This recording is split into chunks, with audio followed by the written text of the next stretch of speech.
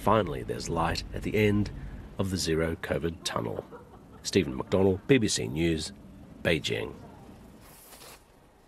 A once-in-a-decade UN conference on biodiversity begins today in Canada, amid warnings humans are driving mass extinction of life on Earth, with 1 million species at risk of being wiped out. The UK is among a number of countries pushing for an ambitious deal to protect the planet's ecosystems. But as one of the most nature-depleted countries in the world, Britain's own record is now under scrutiny. Our environment correspondent Helen Briggs has more from Somerset.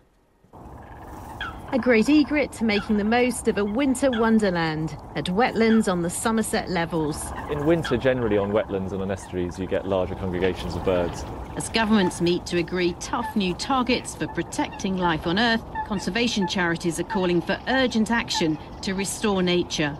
We are in a major extinction event. We've not seen species become extinct at the current rates as they are now since the dinosaurs. So, 1 million species, 1 in 5 species are at risk of extinction.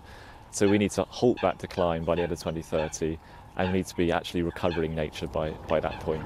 Born out of an industrial past, this reserve shows how, with a bit of help, nature can heal itself.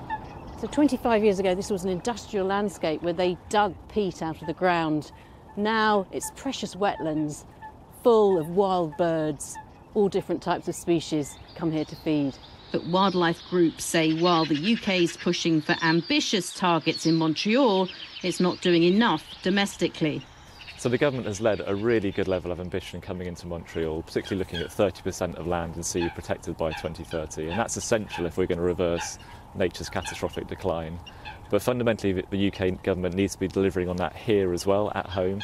And we're not yet seeing that. Only 3% of the land and 8% of our seas are effectively protected. The government says nature plays a crucial role in all our lives, and it's working with other countries to put the natural world back on the road to recovery. These salt marshes on the Somerset coast are another example of how a nature-depleted world can be turned around. Old farmland has been flooded to provide space for nature.